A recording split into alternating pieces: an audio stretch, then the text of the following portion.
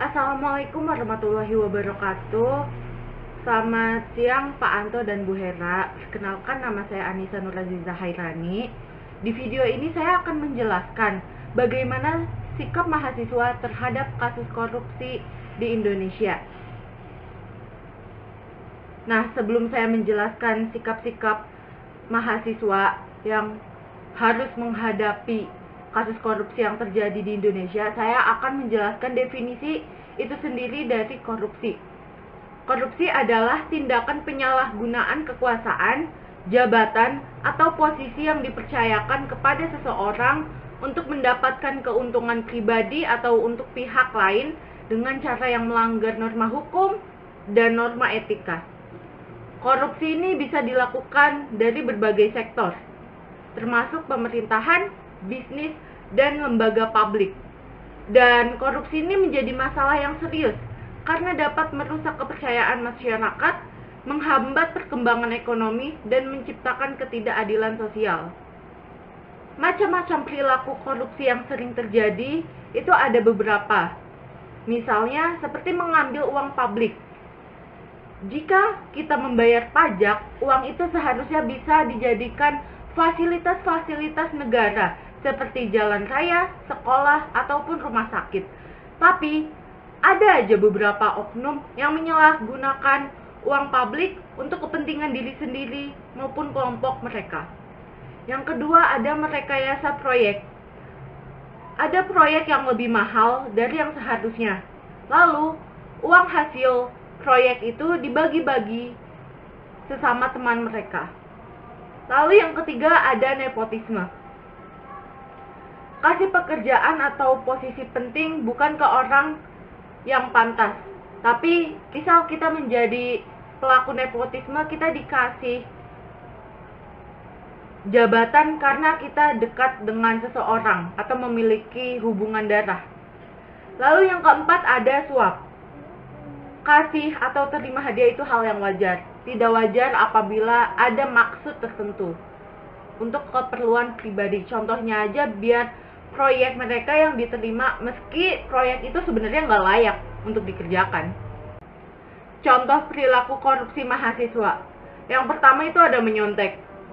Kita tahu sendiri teman-teman, Pak Anto dan Bu Hera, kejujuran adalah salah satu nilai integritas yang harus dipegang teguh untuk mencegah korupsi. Menyontek jelas-jelas adalah kecurangan yang menciderai nilai kejujuran.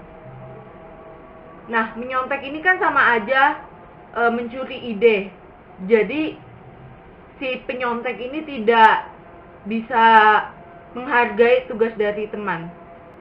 Yang kedua, ada tindakan bolos kuliah dan titip absen. Ini sering terjadi di kalangan kampus manapun. Bahkan sulit banget dihindari karena pelakunya melakukannya secara sadar. Bahkan titip absen itu terjadi karena bersengkongkol antara teman. Yang ketiga, selalu terlambat. Terlambat kadang emang gak bisa dihindari, teman-teman. Dan itu hal yang manusiawi. Bisa aja ada kepentingan yang mendesak atau hal-hal yang gak terduga, itu bisa aja membuat kita terlambat. Tapi jika dilakukan berulang kali, maka ini patut dipertanyakan. Keempat, copy paste tugas teman. Copy paste atau plagiarisme adalah kegiatan mencontek karya orang lain tanpa usaha dan kerja keras. Bagi mahasiswa yang biasanya copy paste dilakukan karena malas mengerjakan tugas atau agar tugas selesai dengan cepat. Yang kelima, ada manipulasi laporan pertanggungjawaban. Korupsi bisa dilakukan mahasiswa dalam memanipulasi LPJ. Manipulasi bisa berupa rekayasa nota pembelian barang hingga markup harga. Tujuan ini bisa digunakan untuk mencari keuntungan pribadi dengan mencuri uang yang diamanahkan kepadanya. Nah, untuk manipulasi laporan pertanggungjawaban ini salah satu tindakan korupsi yang tetap aja masih dilakukan. Yang keenam, ada memberi hadiah untuk dosen. Memberi hadiah kepada dosen adalah salah satu bentuk gratifikasi yang dilakukan mahasiswa. Perbuatan ini terlarang karena berkaitan dengan pekerjaan dosen sebagai pengajar di kampus. Kadang mahasiswa tidak menyadari bahwa pemberian semacam ini adalah salah satu bentuk korupsi. Memang terkesan nggak ada maksud apa-apa, namun gratifikasi mampu membuat penerimanya merasa tidak enak hati sehingga akan condong pada pemberi. Hal ini tentu saja berpotensi mempengaruhi kerja dosen sebagai pengajar dan merugikan mahasiswa lainnya. Contoh kasus korupsi di Indonesia. Jika teman-teman mencari di Google atau internet, ada namanya proyek Herlambang. Nah, proyek ini itu adalah proyek untuk persiapan Asian Games 2018. Tapi ternyata uangnya banyak yang menghilang. Jadi proyek ini dimulai dengan anggaran yang gede. Tapi pada akhirnya ketahuan bahwa uangnya dikorupsi. Ada oknum pejabat yang dianggap ngatur-ngatur dan mengambil keuntungan pribadi. Ujung-ujungnya banyak orang tersangkut hukum termasuk anggota DPR dan pejabat Kementerian Pemuda dan Olahraga. Ceritanya emang agak panjang, tapi intinya uang yang seharusnya buat membangun fasilitas olahraga justru dipakai untuk kepentingan pribadi. Dan kasus ini menjadi salah satu contoh betapa korupsi bisa mempengaruhi pembangunan negara. Tadi saya sudah menjelaskan contoh kasus korupsi. Sebagai mahasiswa, kita diberi amanah oleh orang tua agar bisa menjadi mahasiswa yang cerdas untuk menanggapi sesuatu. Salah satunya adalah menanggapi kasus korupsi. Ada beberapa hal yang bisa dilakukan oleh mahasiswa. Di antaranya adalah melalui pendidikan dan kesadaran publik. Mahasiswa dapat menjadi agen perubahan melalui penyebaran informasi dan edukasi tentang dampak negatif korupsi. Mereka bisa mengadakan seminar, diskusi publik, atau kampanye di media sosial untuk meningkatkan kesadaran masyarakat tentang pentingnya integritas dan anti korupsi. Yang kedua ada penelitian dan analisis. Melalui kemampuan akademis, mahasiswa dapat melakukan penelitian terkait kasus-kasus korupsi, seperti menulis laporan atau bahkan tesis yang menganalisis akar masalah atau cara kerja korupsi. Dan solusinya bagaimana? Ini juga salah satu bentuk kerjasama dengan lembaga anti korupsi atau LSM.